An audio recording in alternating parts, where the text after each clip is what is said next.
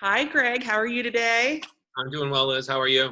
Good, good. Well, I'm glad you got some time in your schedule to meet with me and answer some of my questions. I know that you're a big name in the shooting world, in the dog Yeah. world.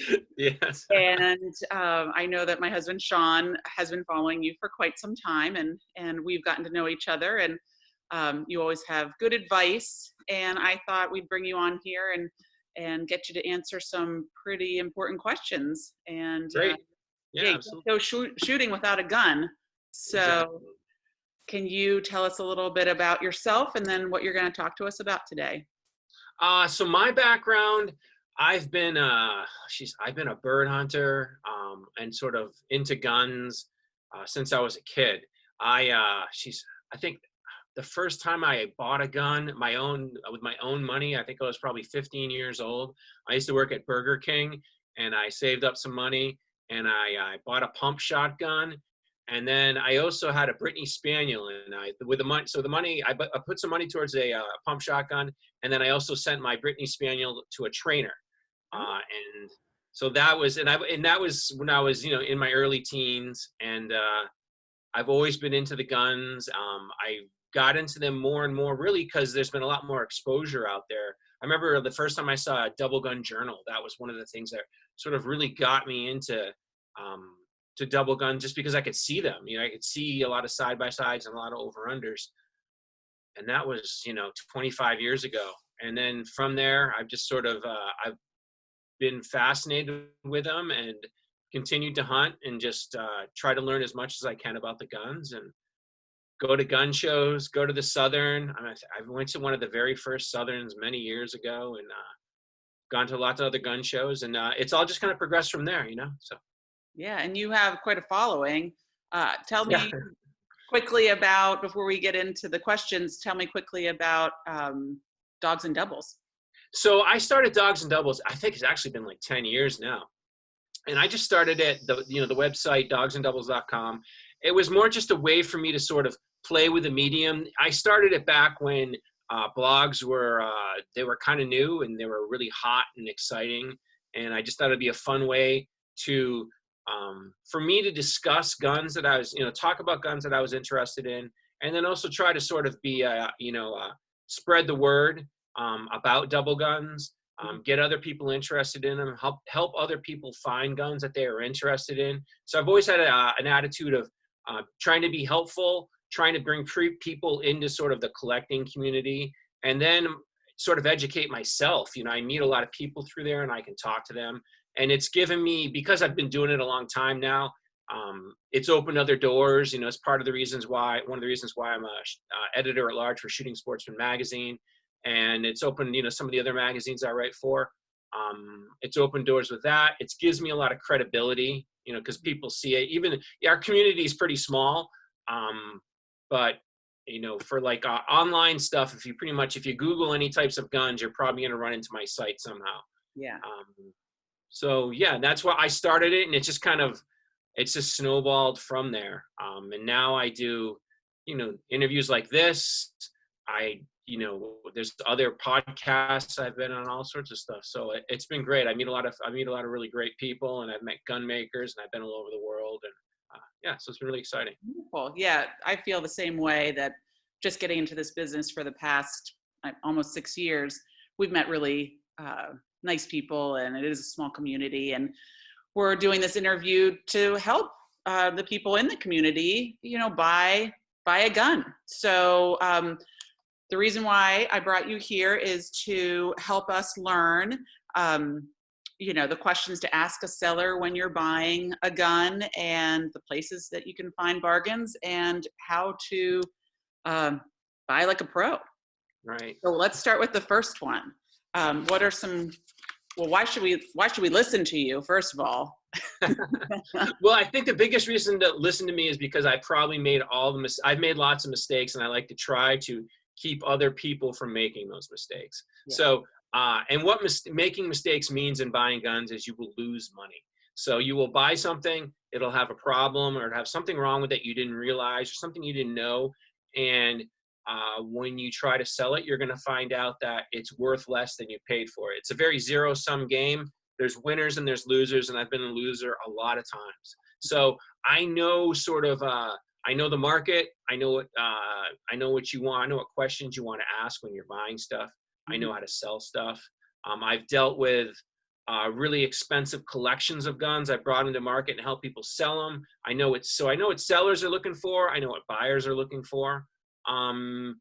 But the biggest thing is I've just made all the mistakes, and I try to keep other people, so my pain is your education, so Yes. Well, I can help other people avoid those. Yeah. So. Thank you. Thank you. Well, good. Well, let's dive right in. So tell me, what are some important questions to ask when you're starting to look at, now are we talking vintage guns here, or? Well, yeah, so my interest is mainly vintage stuff, and everything I'll talk about applies mainly to vintage stuff. And by vintage, I mean pretty much pre-World War II. But some of this stuff also applies to post-World War II stuff. Most of the side-by-sides you're going to find out there nowadays are old. Mm-hmm. There's only a handful of companies still making side-by-sides. There's companies like Dickinson. There's a couple other, I think CZ, like on the lower end. And then, of course, there's still some British makers and stuff, really expensive guns making side-by-sides. But most of the stuff I'm going to talk about applies to vintage stuff and used stuff too. Yeah. So. Yeah, well, that's good. That's good. And that's where in my experiences with almost all this stuff comes from the used vintage market. I've never gone to London and bought a brand new gun. I can't afford it. And that's not my world, really. I know some stuff about that, but my expertise is more in vintage stuff. So. Yeah. Well, likewise, that's how my gun is, an older gun, and so is Sean's, and then the guns that we have over in the UK are all older too. We have some modern ones, but most of them are the older ones. So good. Well, let's go. Let's dive right in. Great. Tell us the important questions we need to ask. So the first thing you always want to find out, and this is sort of the number one question I ask when I see a gun online and I want to find out more about it. So the first thing, is it original or is it redone? That's what's most important. And what that question means is, so when a gun's original, what that means is it retains the bluing, the color case hardening, the checkering, the oil finish that was on the gun when it left the factory. The original finishes, basically, it still retains those finishes. Mm-hmm. So a gun can be all original and have a lot of those finishes, or it can have a minimal amount of those finishes. It can basically be worn. But so there's a spectrum of all original, but I always want all original. And there's a lot of times what people will do is they'll refinish guns. So you can reblue the barrels, you can recut the checker, you can refinish the wood. You can do all these things to it. And when we're talking about guns that are pre-World War II, it's very common for those things to have been done to the guns. Mm-hmm. But personally, I always I want stuff to be as original as possible. Yeah. Mainly because in my experience, those guns retain their value better than refinished guns. And then the other thing too is you know that no one has messed anything up. When people refinish guns, they can do things incorrectly.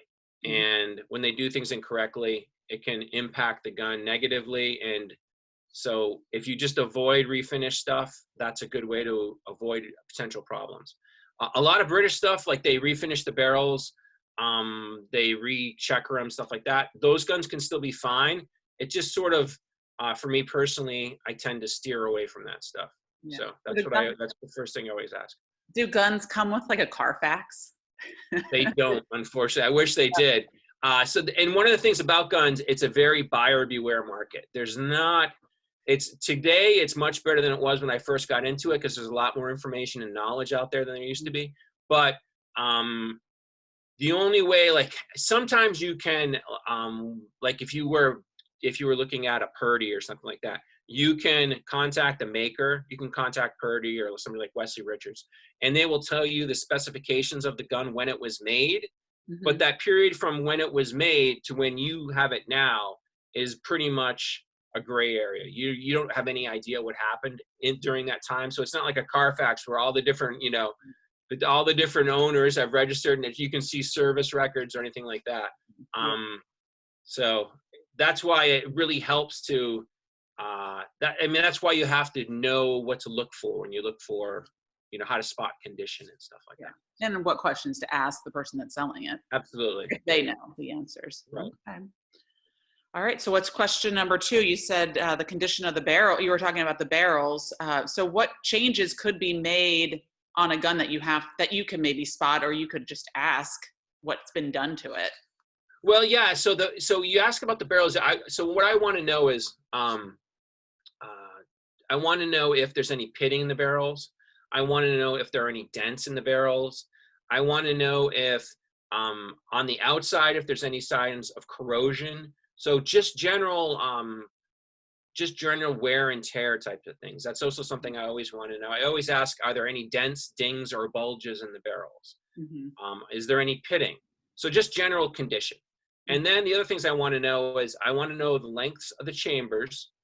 And then because guns are typically made when they're brand new, they're going to have a certain chamber length. So a 12 gauge could have 2.5-inch chambers. It could have 2 3/4-inch chambers. It could have 3-inch chambers.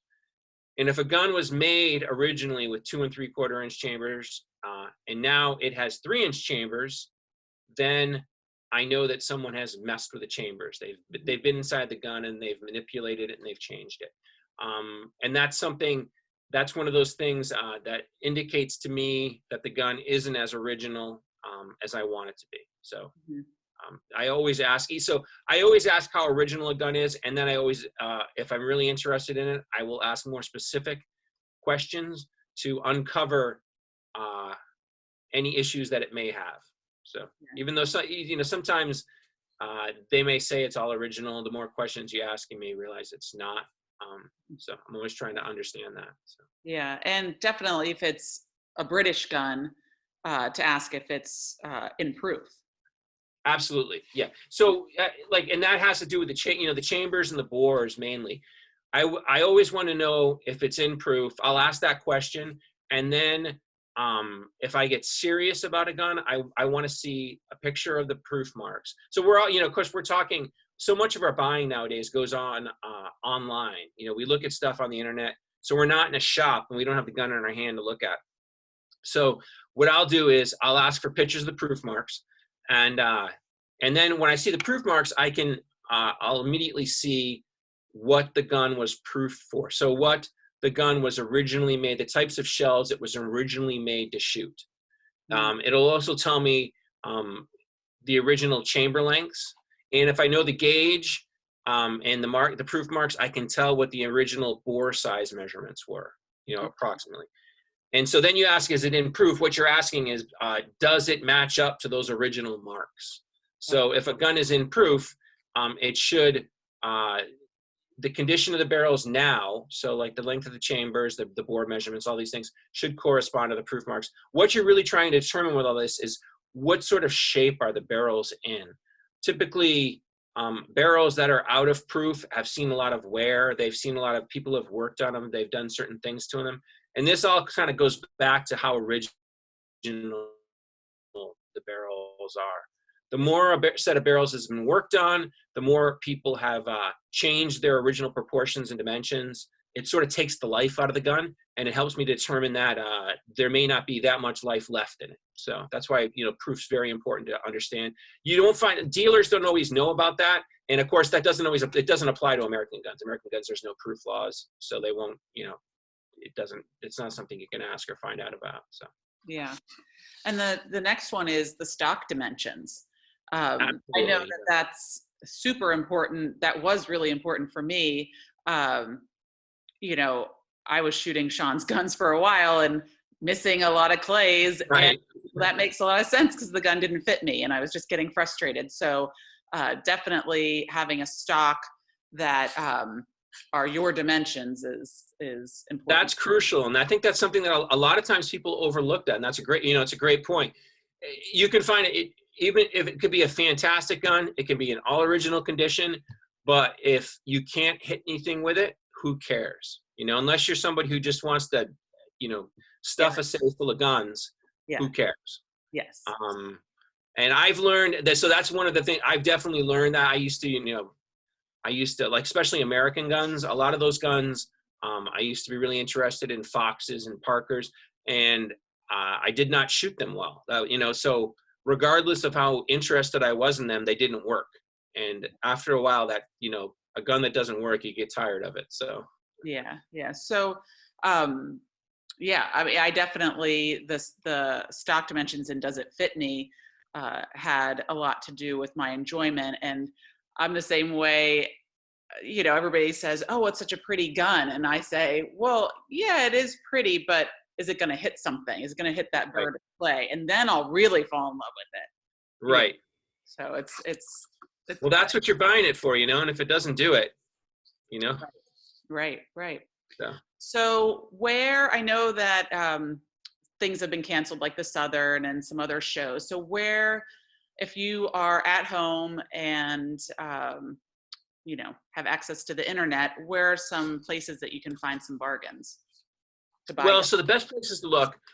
So first of all, gunsinternational.com, gunbroker.com. That's where pretty much, that's where most of the guns that are on the internet in the United States end up. So gunsinternational.com and gunbroker.com. Guns International is a sort of a retail site. People list stuff there and there's a price on it. Gunbroker.com is an auction site, so it's the eBay of guns, basically. There's another site called Guns America that you can check. It's not, they don't have as much vintage side-by-sides and stuff like that. I don't pay a lot of attention to that site, but it's another place to look. You can also check sites. So those are all within the digital world. It's online buying. Then there's sites like, there's a site called proxybid.com.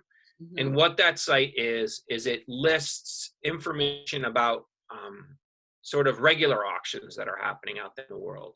So there's auctions where you can go to and you can bid on stuff, and it happens at a physical space, not in the digital world.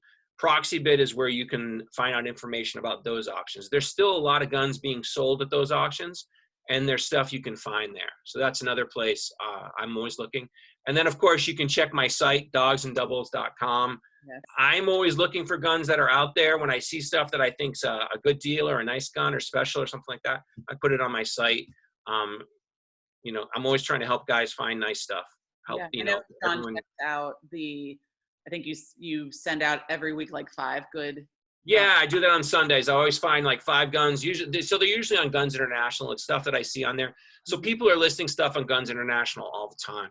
And I'll pick stuff out during the week that I see, and then at the end of the week, I'll post it. And it's stuff that catches my eye, that it's usually a good original gun, and the price is fair. It's not a bargain usually. Usually the bargains on that site disappear pretty quickly. But they're good solid prices, and it's not exorbitant, or there's stuff that's just unusual that I see out there too, that's really nice. So what happens when I want to hold a gun? So suppose, can you buy, I mean, I don't know, I've never done this, but because the guns that I've ever bought or looked at buying were at these shows that I would go to. So like the Southern or Orvis. And so how does that work? Does it get shipped to you and then you can hold it and see if it fits or how it feels, and you can ship it back if you don't like it? Sort of. Sort of. So any gun let's see. If you buy a gun through an online auction, once you get it, a lot of times you own the gun. So sometimes, so if you buy a gun off of gunbroker.com, a lot of those sellers offer an inspection period. And the same thing, like if you buy a gun off of Guns International, those sellers offer an inspection period. It's usually 3 to 5 days. And this is one of the things when you're buying a gun, right up front, ask the seller, what's the inspection period? Is it 3 days? Is it 5 days? Is it 7 days? And will you refund my money 100% if I am not happy with the gun, because when you buy online, you're buying blind. You can't really, Right. regardless of what you're told, you don't really know if you're going to like the gun till you get it. Yeah. And it's only fair that if it shows up and it's not what you like, you can send it back and you can get your purchase price refunded to you. So you always have to ask that right up front. Right. The other Right. thing about guns is they can't be, so most guns so any gun made in the 20th century or after that, you can't have it shipped right to you. Mm-hmm. Um, Oh, okay. it has to go to an FFL, so someone who owns a federal firearms license. It has to go to a dealer. It has to go to your gun club or someone who has an FFL. Mhm. And once the person with the FFL receives it, they can, you can go pick it up. You could go to your FFL and look at it, or you can go have it transferred to your gunsmith or something like that. So what I do is I have a gunsmith who has an FFL. Okay. When I see something that I like, you have to pay for the gun. The gun is then so the gun's shipped to my gunsmith who has the FFL. And then the first thing he does when the gun arrives is he takes it out and he inspects it for me. Mhm. And he goes through and all these things all these questions I've asked up front, is it improved? What's the condition of the barrels? He checks it all out. Mhm. Sometimes you'll find, so some sellers, what typically happens, there's a lot of very sort of esoteric knowledge about guns, especially old guns. And there's stuff that if you have a really good gunsmith, a person like that who's spent their whole career looking at these guns and examining them, they'll just see stuff that there's no way most people will ever see. Yeah. So my gunsmith looks stuff over and he'll give me a call and he'll say, if it's a nice gun, he'll say, yeah, come on up and take a look at it. If he finds problems with them, he tells me what they are. If they're serious, I don't even go look at it. I just send the gun back. I've already determined that there's an inspection period, and I'll send it. I don't even bother if it's got his mechanical issue. It goes right back, and I get my money back. If it doesn't, I go up and look at the gun, and I inspect it for myself. And it's really important to have a gunsmith or someone who has that level of knowledge look at stuff for you, because no matter how many books you read, how many magazine articles you read, you won't know enough. And that's not condescending. I know that from experience because I thought all those things. I thought I was smart. Yeah. And and there's dealers out there who've been doing this for, their whole lives. And, Mhm. they know more than you. And, so it's always good to have someone on your side who can inspect these things and tell you what's really going on. Yeah, So. absolutely. Well, yeah, I thought, is it like Zappos? Can you just buy one or buy it, get it shipped to you, check it out, ship it back? I'm sure even It would shipping be costs a nice lot of if you money. had an FFL, you could do that. And the thing is, the thing that stinks is that, of course, you have to pay shipping fees, and then there's usually fees all associated with, their shipping. There's usually a lot of FFLs. If you send a gun to them, they'll charge you a transfer fee when you go pick the gun up, because you have to do a 4473 when you pick the gun up. Okay. So there can be various costs associated with this. And then if you have to return it, you have to ship it back. There's another cost. So you end up eating all the costs. Right. The seller's only going to refund your purchase price. Hmm. You can very easily have $250 in miscellaneous costs. Right. And so that's why you want to know as much about something upfront. Get as many pictures as you can upfront. Send me an email. Ask me about stuff upfront as much as possible. So Right. And it's also, important. I know that you had said earlier when we were talking about if you're talking to the person who's selling it, then maybe get those things in writing too. Absolutely. Yeah. So I I love communicating through email with sellers. Mhm. So that way, I don't like talking over the phone. I want to communicate through an email. And the Mhm. reason why is because basically I have a paper trail of everything we've discussed, of everything we've agreed to, everything I've been told. And when it comes time to actually purchase it, so most of these purchases are going to happen at the end, at the final stage. You're probably going to have to pay with a check or a money order or something like that. So you're going to have to mail them something for the most part. I will always write a letter that summarizes everything we've discussed. It's like per our discussion, you told me blah, blah, blah, blah, blah, with blah, blah, blah, blah, blah. If you don't agree, if this is different than what you believe, please let me know, return my money, yada, yada, yada. That way there's just a paper trail. I have something. Right. I don't think it's, at the end of the day, is it really going to do me any good? I don't know, but it's Right. not like you're going to sue somebody over this stuff. There's not enough money Yeah. to really chase anybody. But But yeah, it not, makes we're not going to hire your husband to go after anybody. But well.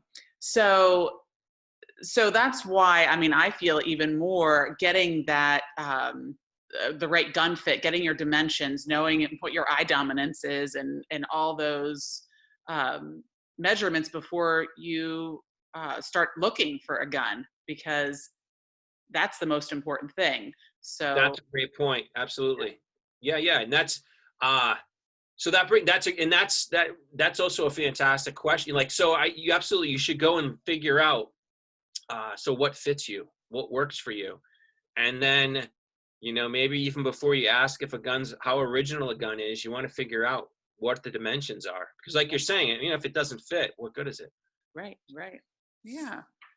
Well, good. Well, I definitely think that you taught us how to buy like a pro. Oh, great, great. I'm glad I was able to help out. Yeah, So, yeah, and hopefully we will see you at one of these gun shows in the fall, or this year left. There might be somewhere we could see you, and then of course there's all the guns are sitting on the tables throughout the whole show, and you definitely have a lot of choices when you go to these yeah, shows. absolutely. Yeah, you probably will see me there. Yeah, probably see me in the fall. Hopefully, we'll all be able to go back to gun shows come the fall. So. Yeah, and hopefully people will see this and definitely follow your blog like we do, and just have a little bit of an edge on what's coming in and what to look for. Yeah, great. Yeah, absolutely. And yeah, just check out dogsanddoubles.com. And then also if you see stuff out there that you like and you want to find out more about it, drop me an email, greg@dogsanddoubles.com. I'm always getting emails from people. They ask me about guns. They see out there, what do I think? They own guns. They're trying to figure out what they're worth, best ways to sell them, anything like that. I'm always looking to help people out. So Yeah. Oh, thank you. Thank you. Well, good. Well, it was good seeing you here great. Yeah, on good seeing you. the live interview, and I'm sure we'll be in touch, and stay well. Cool. You too. All Stay right. well. Bye-bye. Bye-bye. See you later. Have a good night. Bye.